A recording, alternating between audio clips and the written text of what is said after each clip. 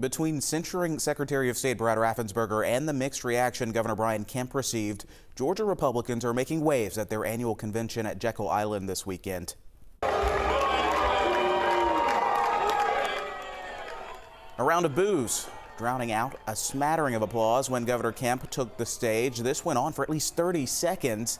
It shows the divide among moderate and far-right conservatives after Georgia's tumultuous presidential election. Attorney General Chris Carr got a similar greeting. Governor Kemp was able to escape an attempt to censure him, but not so for Raffensperger. After a motion was made to ban the Secretary of State from the party completely, the GOP voted to censure or formally disapprove of Raffensperger, saying he, quote, failed to perform his duties. This according to the Atlanta Journal-Constitution. Raffensperger maintained his office, followed the state's election laws, and investigators have found no evidence of widespread voter fraud. A video message from former President Donald Trump was also played at the convention, where he continued to sow doubt about the 2020 presidential election results and thanked his supporters. Mr. Trump was in North Carolina on Saturday speaking at the state's GOP convention. All right, joining me now is Chuck Todd, moderator of Meet the Press. Good morning to you, Chuck. Hey, good morning, Joe. Hey, so you told us Friday you'd be curious to see the response Governor Kemp would get at the Georgia GOP state convention. Yeah. We've seen the video of many folks booing him at the start of the speech, although he did get cheers later on when he mentioned Georgia as one of the first states to reopen. With President Trump returning to the stage in North Carolina, that seems to have energized the Trump wing of the Georgia GOP, which seems as strong as ever. So how worried should the governor be after that reaction he got Saturday on the Georgia coast? Well, I think he should find out what Doug Collins, the former member of Congress who's very much close to former President Trump, what he thought of that, right? Because if he gets into this primary for governor, I think that's a real problem for Governor Kemp on that front.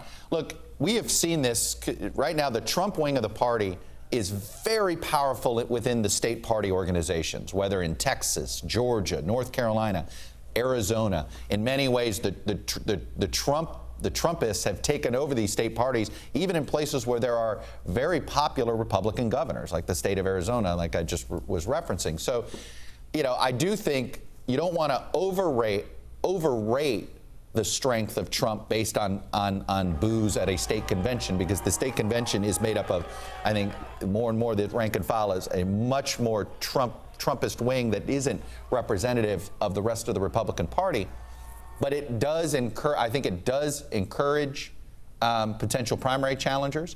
And I certainly think that it means that if I were the Republican Party, I'd be really worried about turnout if people like Kemp are on the ticket.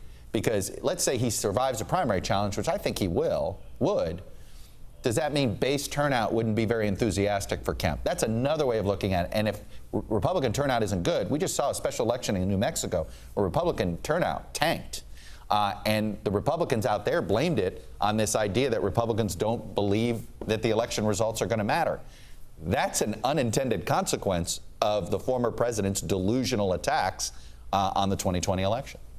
Yeah, and turnout also going to depend on who the Democrats send forward as their gubernatorial candidate here in Georgia. You're going to spend a good part of Meet the Press today, Chuck, talking about cybersecurity. Here in Georgia, we really felt the recent attack against Colonial Pipeline with those gas shortages. So what do you want to hear from the senators you have on today when it comes to protecting our interests here in the U.S. and those consequences for those who do it? Well, you know, the White House put out a memo this week telling businesses they had to reassess their security. I don't know if a memo is going to cut it, right? I think there definitely needs to be some minimum standard that is required. You know, I have plenty of sources that I deal with that work in the defense industry, both work for the government and work in private sector. But the private sector has to meet a minimum standard of security when it comes to keeping classified material secret. Right? And this is the federal government saying you don't get to do this, you don't get to bid on this contract without meeting that threshold. That's what Congress has to respond to quick.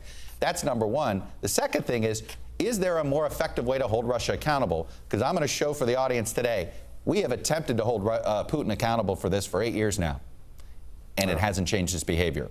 Is there something more we need to do? Yeah. All right. Thanks, Chuck. A lot to look forward to on Meet the Press. It airs today at 10 following weekend morning right here on 11 Alive.